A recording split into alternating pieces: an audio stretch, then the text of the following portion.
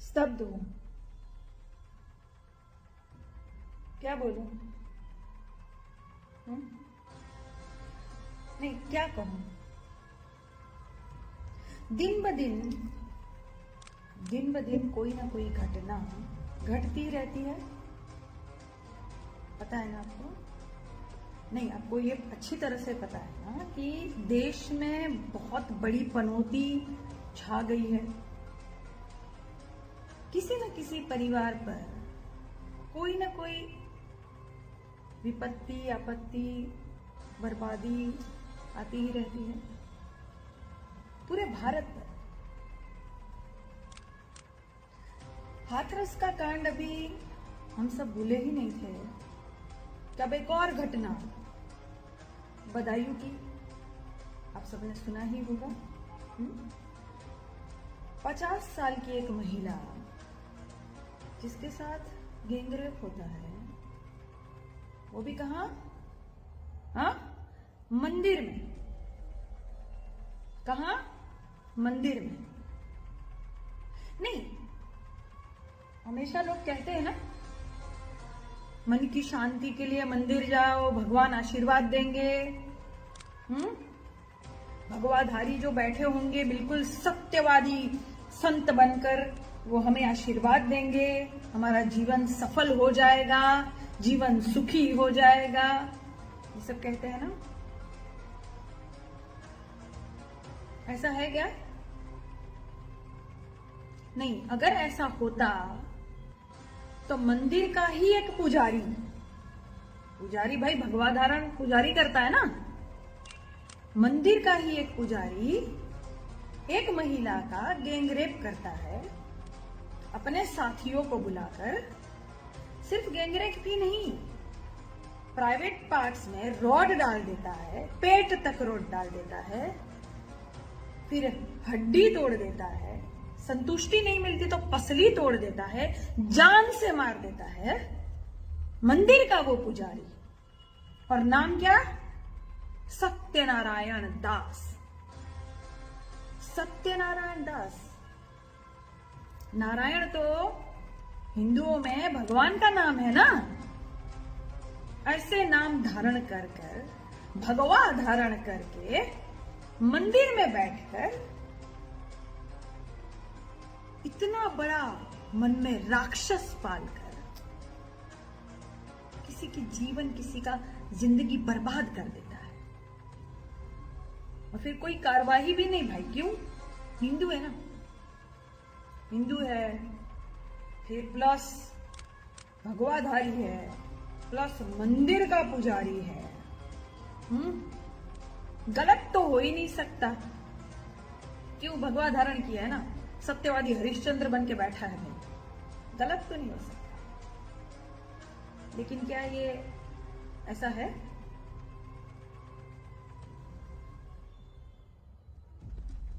अब क्या कहेंगे आप?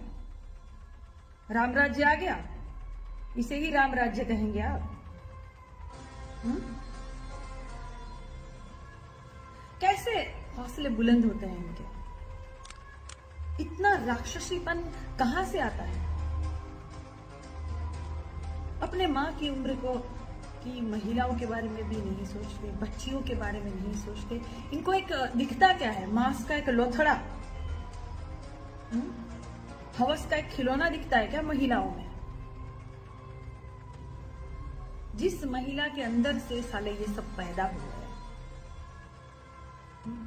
कुछ नाम कमाए, कुछ शोहरत कमाए, सांस ले रहे हैं, जीवन जिनका चल रहा है, उस मां को नोचने चोथने के लिए ये इतना राक्षसीपना करते हैं।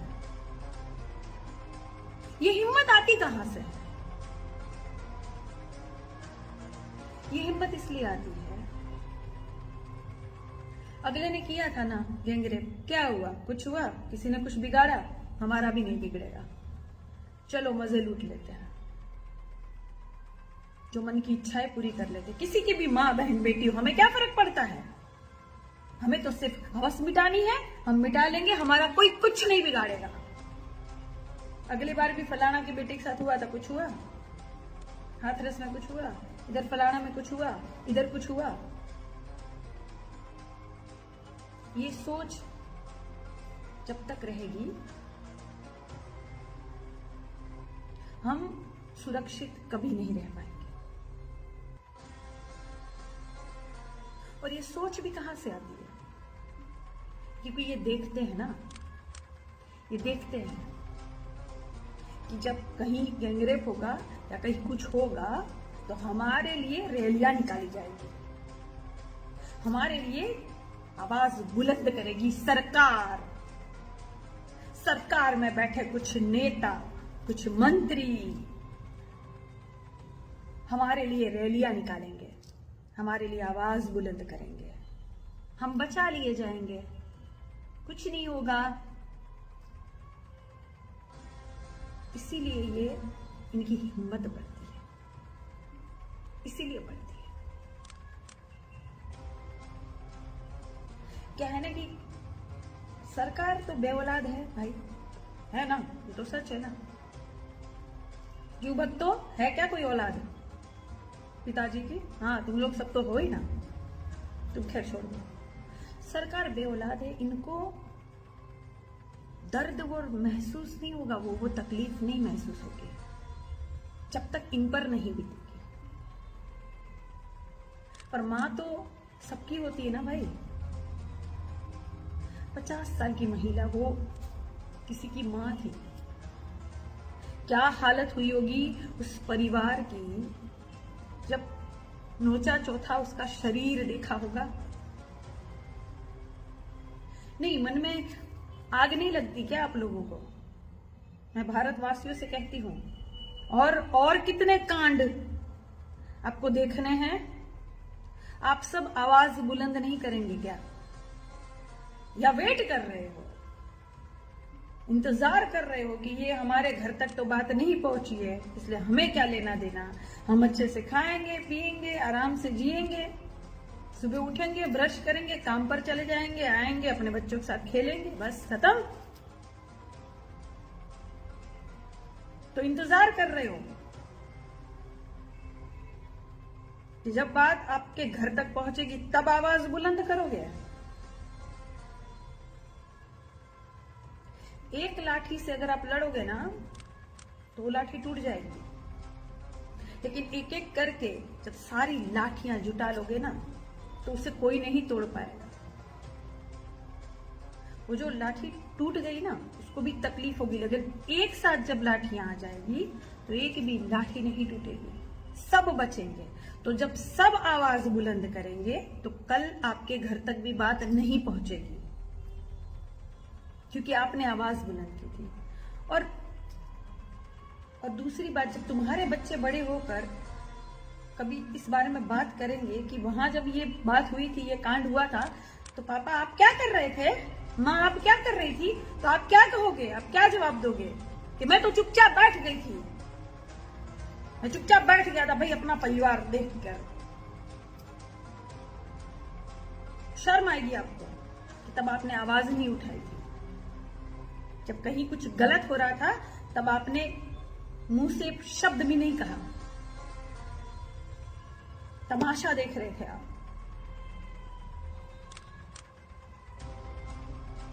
खुश है आप, राम राज्य आ गया, मंदिरों को नहीं छोड़ा जा रहा है। और यही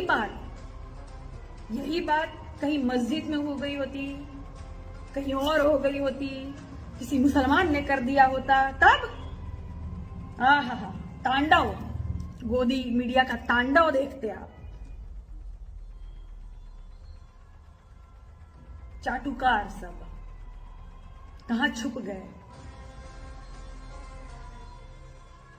और भाजपा की जितनी नेत्रियां हैं अपने आप को औरत कहने वाली, उनके दिल में दर्द नहीं होता क्या ऐसी घटनाओं से?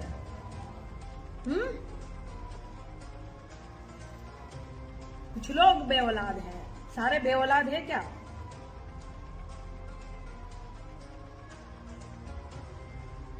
कैसा भारत बन गया हमारा? प्रशासन जो नौकरशाह होता है, हम जनता जो हम सब मालिक होते हैं, और हमारा प्रतिनिधित्व करने वाला हमारा सेवक होता है। प्रधानमंत्री जी कहते हैं ना, प्रधान सेवक हूं। हाँ, तो ये सब रक्षा करने के लिए बने होते हैं ना, उनकी जिम्मेदारी है ना। क्यों? बेटी पढ़ाओ बेटी बचाओ नारा लेकर आए थे, इसका बिल्कुल उल्टा हो रहा है। बेटी मिटाओ, जहां हो वहां खत्म करो, नोचो चोथो, कोई तुम्हारा कुछ नहीं बिगाड़ेगा, हम सब तुम्हें बचा लेंगे, रैलियां निकालेंगे। हे बलात्कारियों, आओ। ये हिम्मत उनको मिलती है क्योंकि उनको सजा नहीं मिल पाती ना, कोई कुछ नहीं बिगाड़ेगा उनका।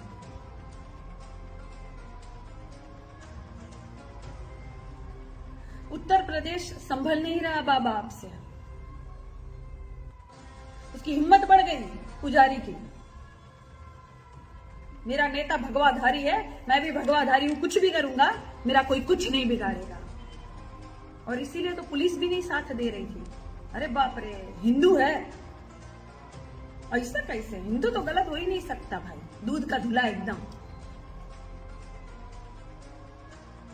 इसलिए पुलिस ने भी साथ नहीं दिया 40-48 घंटे तक। उसके बाद जब पोस्टमार्टम हुआ तब ये बात पता चली, नहीं तो कह दिया गया था, कह रहे कुएं में कूद के मर गई। होगा कुछ घर में झगड़ा। क्यों भाई? वो तो मंदिर में पूजा करने गई थी ना, खेतों में तो नहीं गई थी।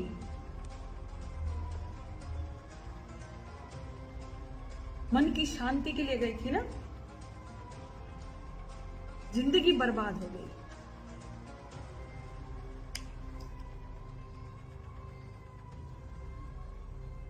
और अब आप सब सोचते हैं कि आवाज ना उठाए, बोले ना, तो भाई ये हमसे नहीं होगा। ये जिनसे होता है उनसे हो, हमसे नहीं होगा। हम हर मुद्दे पर आवाज उठाएंगे। किसी को बुरा लगे तो लगे, 2 रोटी ज्यादा खाए, क्या करना है, क्या दिक्कत है?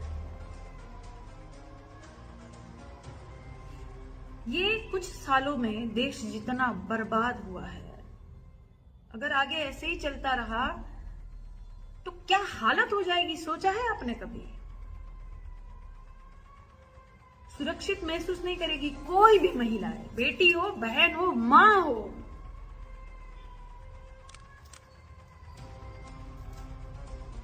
भाजपा के कुछ नेता की सोच देखी आप लोगों ने, कितनी घटिया सोच है इनकी महिला के प्रति। कहीं सुरक्षित नहीं रहेगी महिलाएं। कोख में भी बेटी होगी ना, कोख में भी अगर पुत्री होगी, बेटी होगी, तो अंदर से भी वो बोलेगी कि हे मां, तू मुझको जन्म न देना मां, आई तो जी ना पाऊंगी, आई तो जी ना पाऊंगी, इसलिए तू मुझे जन्म मत देना मां। मैं आऊंगी तो जी नहीं पाऊंगी, नोचा जाऊंगी, चौथा जाऊंगी। कोई अगला जिसे मैं जानती भी नहीं हूं, जिसने कुछ भी नहीं किया होगा मेरे लिए, कोई योगदान नहीं होगा मेरे जीवन में उसका, तब भी मुझे नोच टोच देगा, जिंदगी बर्बाद कर देगा मेरी। और मां तुम कुछ नहीं कर पाओगी, क्योंकि सत्ता में बैठे लोग जो है ना, वो खुद बेऔलाद है, उनको तकलीफ ही नहीं होगी, उनको कोई फर्क नहीं पड़ेगा। कुर्सी से चिपक के बैठे हैं ना, कुर्सी प्यारी होगी मां, किसी के जीवन की इनको कोई कीमत ही नहीं होगी, क्योंकि कुछ 2% के लोग इनका साथ देंगे।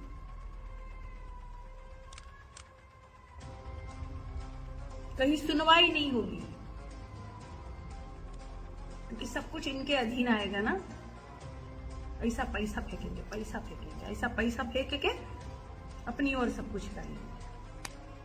हे मां तुम क्या करोगी, कैसे लड़ोगी मेरे लिए? इसलिए मां तुम मुझे जन्म ही मत देना। कुछ सालों में ऐसा हो जाएगा, बेटियां नहीं मिलेगी घर में, फिर लक्ष्मी का रूप है बेटियां।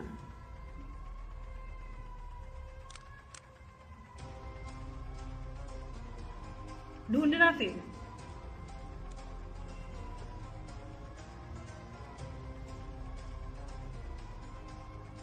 आपको भी ये तकलीफ होनी चाहिए। असली मालिक है ना जनता होती है, जनता के हाथ में पावर होता है, लेकिन जनता नहीं समझती है। अपना वोट बेच भी देती है जनता, कीमत ही नहीं पता, कुछ पता ही नहीं है मैं किसको वोट दे रहा हूं। अगला कहीं रक्षक बन के आ रहा है वोट मांगने, कल भक्षक न बन जाए, मेरी ही बिटिया को उठा के न ले जाए मैं जिसे वोट दे रहा हूं। ये कुछ पता ही नहीं, सेंस नहीं, शिक्षा ही नहीं, बुद्धि नहीं, दे दिया वोट खिलौना समझ के। तू किसको वोट दे रहा है रे? मैं उसको दे रहा हूं। हाँ चल मैं भी तेरे साथ उसी को देता हूं। अरे खुद की बुद्धि विवेक से तो काम कर भाई, खाना नहीं खा रहा तू।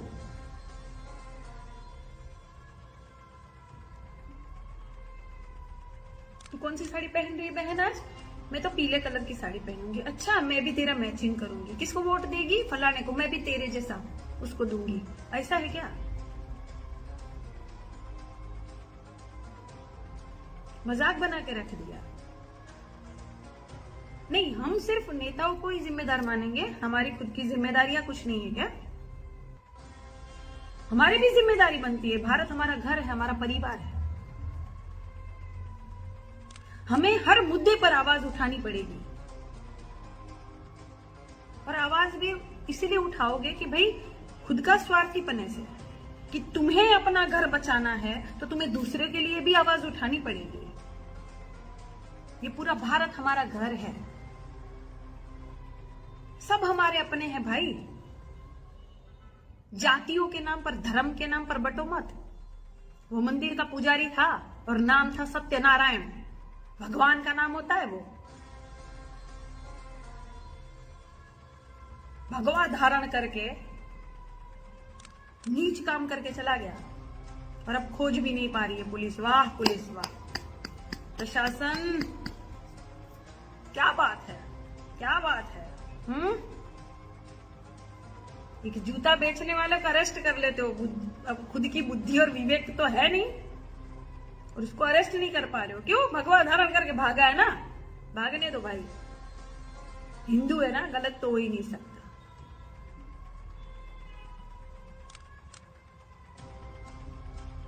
नहीं, वेट मत करो, अपनी आवाज बुलंद करो, खुद के घर के लिए, खुद की बेटियों को सुरक्षा देने के लिए आवाज बुलंद करो। कहते हैं ना कि कर भला तो हो भला। जब आप किसी के लिए आवाज बुलंद करेंगे तो आपके लिए आवाज उठेगी, वरना बैठे रहिए, क्या फर्क पड़ता है? क्या फर्क पड़ता है? देश बर्बाद हो रहा है, होने दीजिए। कल को अगर भविष्य में कोई पूछेगा क्या हो रहा था भाई, देश बर्बाद हो रहा था, क्या कर रहा था? मैं ताली बजा रहा था, मैं थाली बजा रहा था, मैंने होने दिया। सर ऊंचा कर लेना अपना। क्यों रे भक्तों, सालो, तुम्हारे दिल में अब तकलीफ नहीं हो रही है क्या?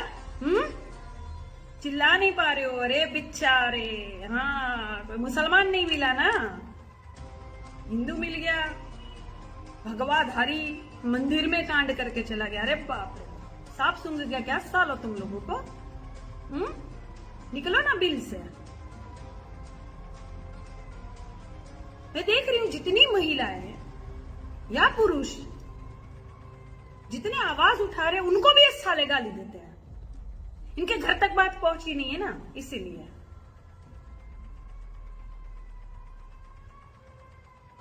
साले दो टकले के उनको उल्टा गाली दे रहे हैं। मतलब किसी महिला के लिए आप आवाज उठा रहे हो, किसी और के लिए जिसको आप जानते नहीं हो, अपना भारत अपना परिवार समझकर किसी के लिए आप आवाज उठा रहे हो, तो साले इनको भी गाली देंगे। बेचारे यही सीखे है ना, गोबर साले।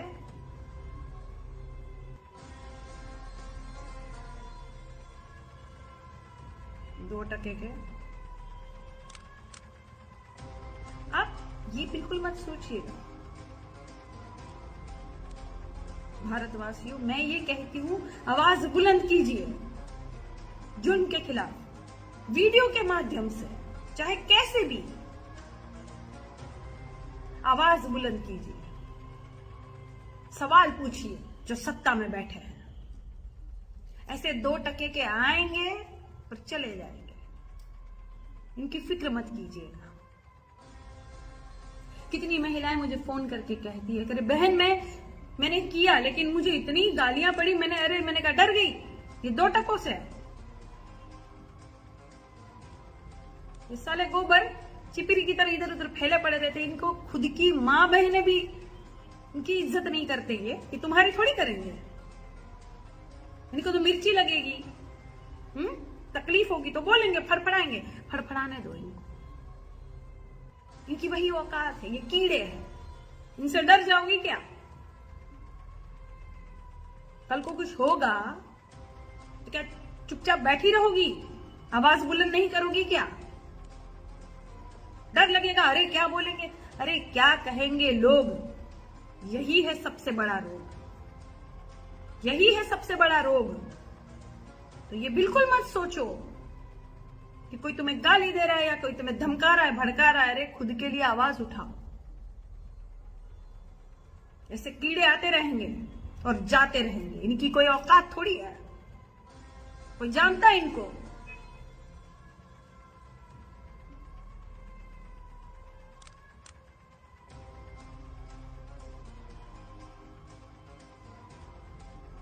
और कितने साल इंतजार करना है, और कितने कांड देखने बाकी है, जब तक हम सब मिलकर एक नहीं होंगे, हम सवाल नहीं पूछेंगे सत्ता से, तब तक कोई मतलब नहीं है।